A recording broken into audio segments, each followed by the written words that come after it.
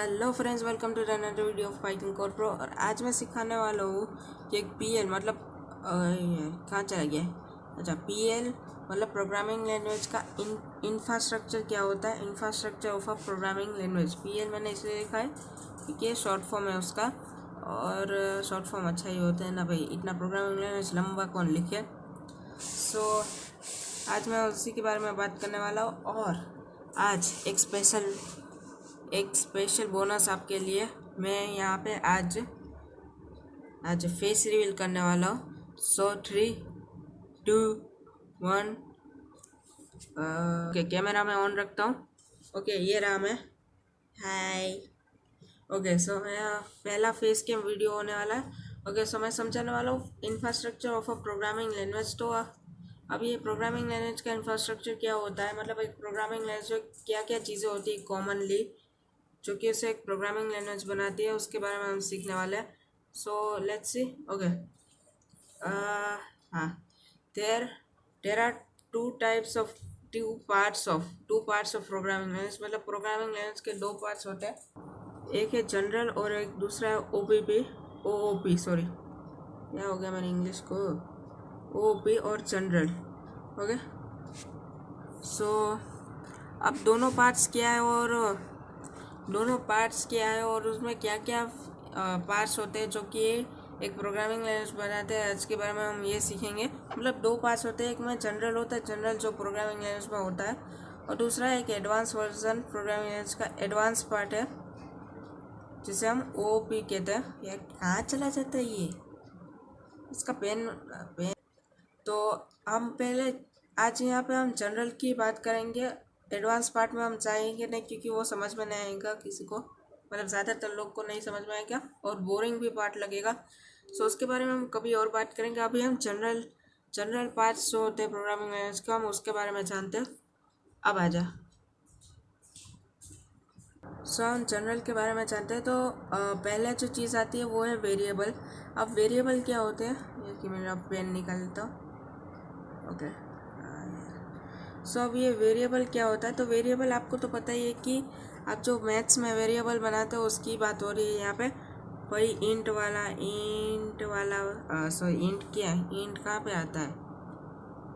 Int maths में थोड़ी ना आता है, इंटीजर आता है मैथ्स में, जिसमें हम इंटीजर, फ्लोट या फिर डेसिमल वैल्यूज़ निकालते हैं, रखते हैं।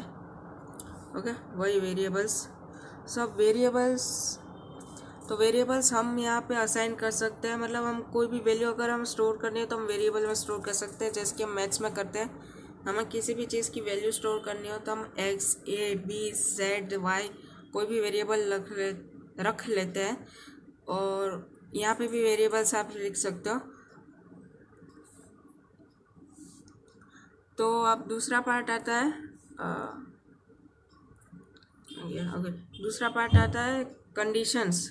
आप कंडीशंस रख सकते, जैसे कि आप एक प्रोग्राम बना रहे हो, जैसे कि उसमें आप एक यूज़र को है वो पहले चेक कर रहे हो कि उसकी एज जो है वो 18+ है या नहीं।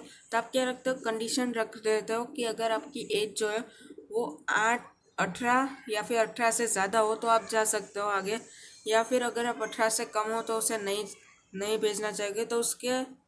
तो उस टाइम में हम कंडीशंस यूज़ कर सकते हैं कि भाई एक कंडीशन रख सकते हैं कि एज अगर 18 या फिर 18+ हो तो ही आप उसे अलाउ करेंगे, वरना नहीं करोगे, ऐसा एक कंडीशन रख सकते हैं। ओके, सो तीसरी चीज़ होती है वो है लूप्स। सो लूप्स हम कहाँ पे यूज़ करते हैं, जब हमें एक ऐसा कोड लिखना है जिसमें हमें बहुत बार एक ही कोड जो है वो रिपीट करना पड़ता है। उस टाइम हम उसको लूप्स को यूज़ करते हैं। सो जैसे कि आपको एक कोड दिया हुआ है तो आप 10 बार उसे लिखना चाहते हो, 10 बार उसे कोड को रन कराना चाहते हो, 10 ही बार। तो आप चाहो तो ऐसे कॉपी पेस्ट करके, जैसे कि अब जैसे कि आप अपने HTML का एग्जांपल ले लेता हूँ। HTML में आपको एक पी टैग बनाना है, उसमें एक चीज़ लिखनी है, उसे 10 बार करना है। तो आप क्या करें, कॉपी पेस्ट करोगे। ओके, लेकिन उससे अच्छा है कि आप कॉपी पेस्ट की जगह लूप्स यूज़ करें।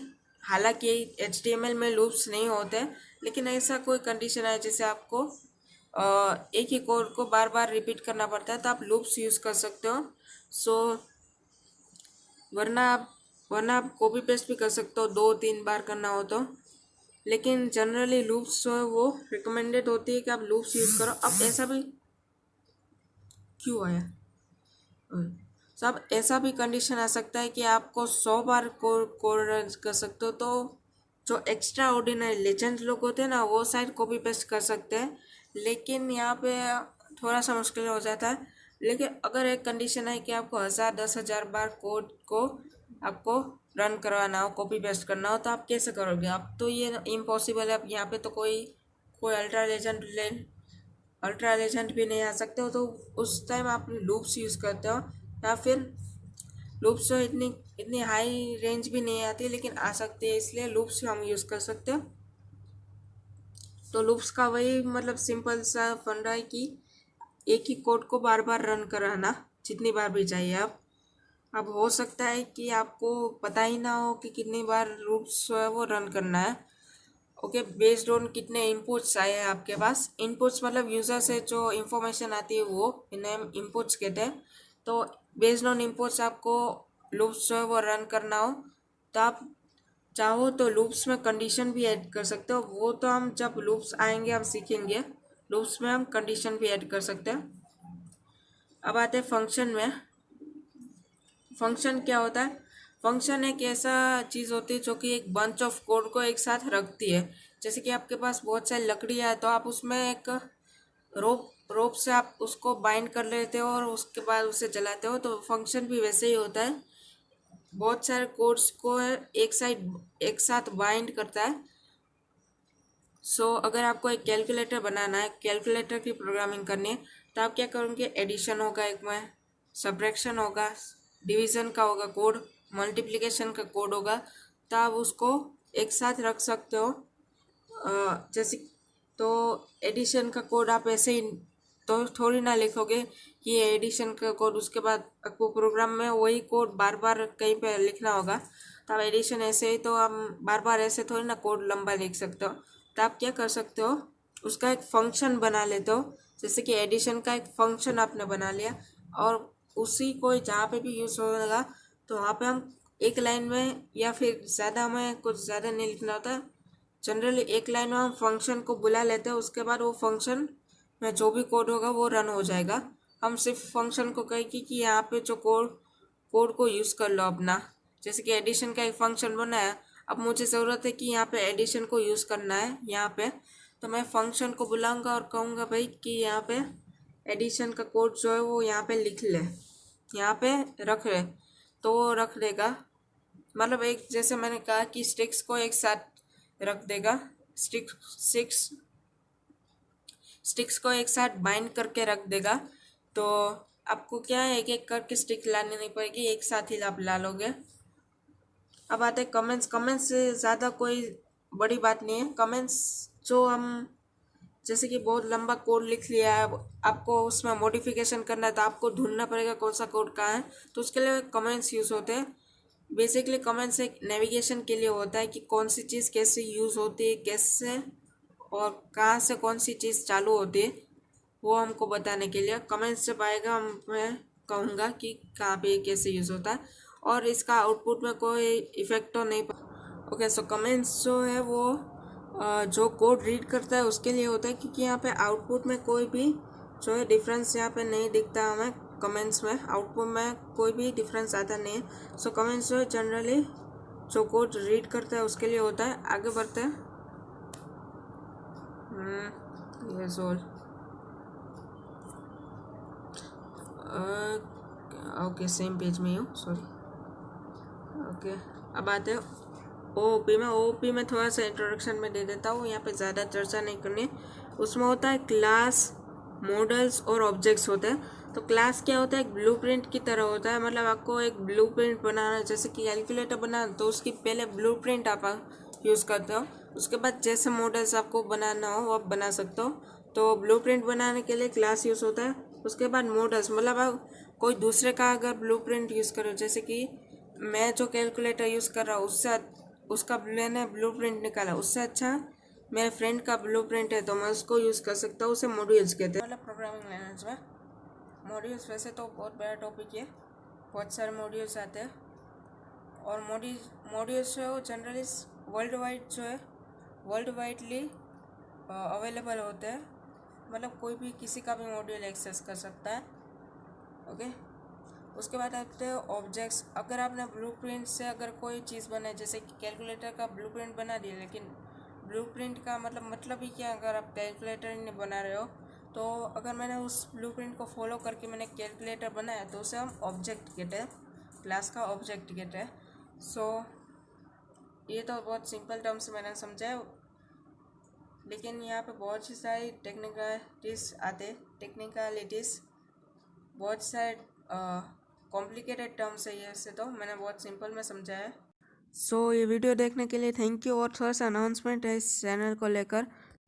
पहला अनाउंसमेंट तो ये कि यहाँ पे जो इंफ्रास्ट्रक्चर का मैंने वीडियो बनाया ये तो सिर्फ इंट्रोडक्शन वीडियो था। इसकी पूरी प्लेलिस्ट आने वाली है, मतलब मैं पूरा प्लेलिस्ट में समझाने वाला हूँ कि एक प्रोग्रामिंग लैंग्वेज में क्या क्या चीज़ें आती हैं। सो पूरा प्लेलिस्ट आएगा।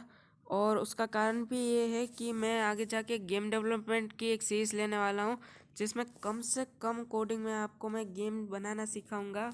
और साथ ही जो गेम्स मैं बनाऊंगा उससे आपको दूंगा भी कि अगर एंड्रॉयड गेम बनाए तो मैं आपको दूंगा भी कहाँ से डाउनलोड करनी है वो गेम, भले ही अच्छी ना हो तो फिर सिर्फ खेल लेना। और साथ ही साथ विंडोज़ और लिनक्स और भी बहुत सारी गेम्स आएंगी। दूसरी अनाउंसमेंट ये है कि मैंने जो है एक ब्लॉग बनाया है आपके लिए कि आप जो है सारे कोर्स वगैरह जो है वहाँ से ले सकते हो। जैसे जो कि उसका URL है pikingcorporate.blogspot.com है। वहाँ पे आप जाओगे तो मैंने जो भी वीडियो बनाएंगे वो सारे कोड्स वगैरह जो भी वीडियो के होंगे वो वहाँ पे मिलेंगे, एक्सप्लेनेशन भी वहाँ पे मिलेगा थोड़ा सा। तो मैंने उसकी लिंक जो है डिस्क्रिप्शन में दे दी होंगी। और अगर आपको ये वीडियो पसंद आया तो लाइक कीजिए, चैनल में नया हो तो सब्सक्राइब कीजिए।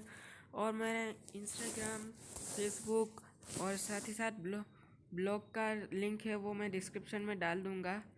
सो मैं मिलूँगा नेक्स्ट वीडियो में, तब तक के लिए बाय बाय।